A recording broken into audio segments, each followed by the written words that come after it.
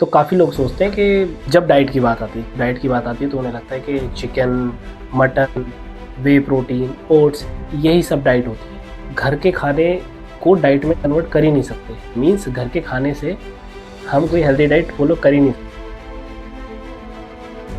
तो ऐसा है, अगर दाल चावल भी सही पोर्शन के साथ लिए जाएं तो भी काफ़ी फैंसी डाइट को ना बीट कर सकते हो। अब देखो प्रॉब्लम की बात करते हैं। जो इंडियन मेंटालिटी है वो ये है कि घर का खाना और जिम की डाइट दोनों को अलग अलग देखते हैं, जबकि ऐसा नहीं है।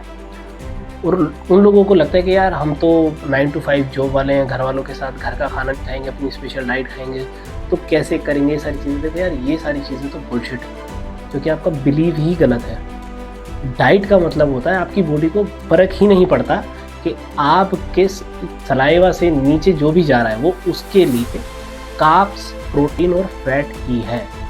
उसे मतलब ही नहीं है वो लंच है, वो डिनर है, वो वेज है, वो नॉन वेज है, वो घर का खाना है या वो फैंसी डाइट है। As simple as that. अब सबसे ज़्यादा जो लोग गलती करते हैं ना, वो एक दिन सोचते तो है कि हम कल से अपने खाने को ठीक करेंगे, डाइट को ठीक करेंगे। देखो, डाइट को ठीक करने का मतलब ये नहीं है कि आप अलग से वे प्रोटीन मंगा लो, अलग से अपने लिए ओट्स मंगा लो।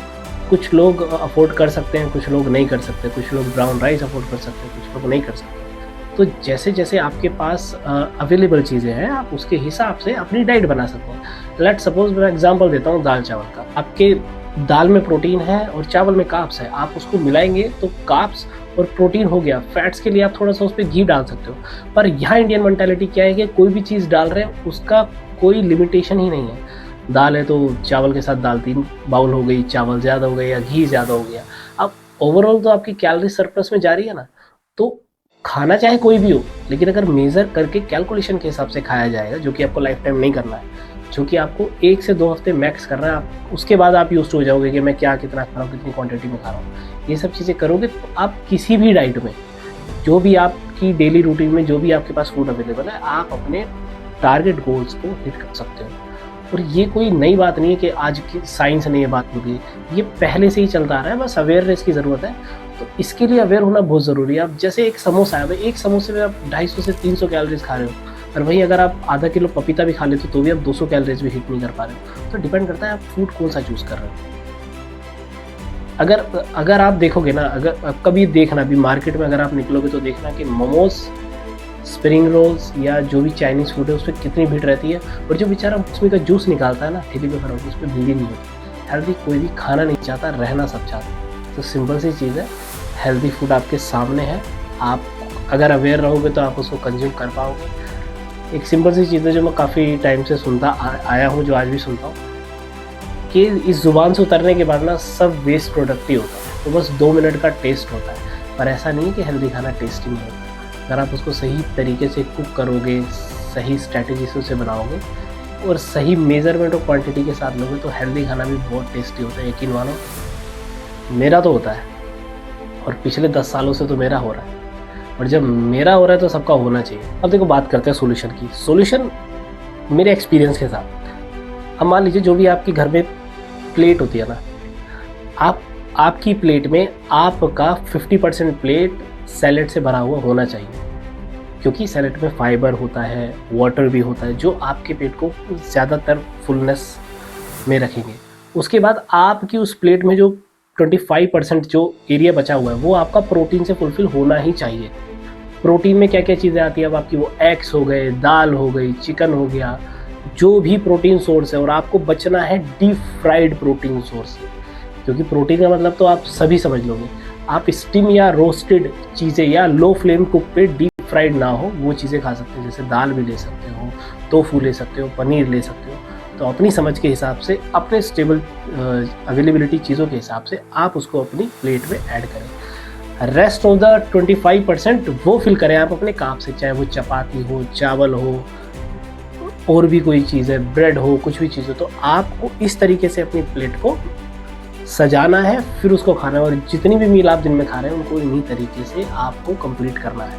अब बात करते हैं प्रोटीन की। देखो, प्रोटीन सबके घरों में कहीं ना कहीं अवेलेबल है, चाहे वो छाछ हो, चाहे वो दही हो, चाहे वो ग्रीक योगर्ट हो, चाहे वो पनीर हो, चाहे वो दूध हो, चाहे वो सोय प्रोडक्ट्स हो, कुछ भी हो, आपके घर में कहीं ना कहीं अवेलेबल है। मेजरमेंट करके कंसिस्टेंट रह के अपनी डाइट में हर मील में प्रोटीन इंटेक बढ़ाना। आपने कई बार सुना होगा ना कि इंडियन डाइट में सबसे ज़्यादा प्रोटीन ही मिस होता है। मिस होता है, अवेलेबिलिटी की कमी नहीं है, होता सब है, हम उसको यूज़ नहीं करते। जैसे जैसे आप ये चीज़ें करते जाओगे आपको चेंजेस भी दिखते जाएंगे। आपको बचना है फैंसी डाइट से। बाहर चले गए तो यार वो जंक फूड का ऑप्शन ज़्यादा दिखता है, हेल्दी फूड भी दिखते हैं अगर आप ढूंढोगे तो।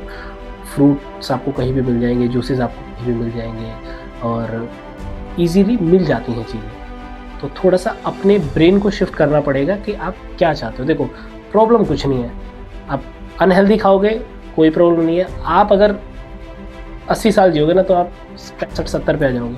अगर आप चाहते हो कि लेटर आपको ये इशू ना हो तो आज ही संभल जाओ। मेरा सजेशन है, चीज़ों को बहुत तरीके से खाओ, लेट नाइट खाना मत खाओ, इन चीज़ों को अवॉइड करो। मेरी जो सोच है वो ये है कि सबसे सस्टेनेबल डाइट वही है जो आपके कल्चर में सबसे ज़्यादा अवेलेबल हो, जो आपके आसपास सबसे ज़्यादा अवेलेबल हो।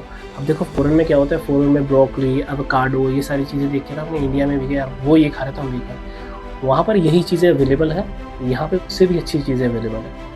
तो जिस जगह पर आप रहते हो वहाँ पर भी उस जगह के हिसाब से वो प्रोटीन सोर्स, वो कार्ब सोर्स, वो फैट सोर्स अवेलेबल होते हैं।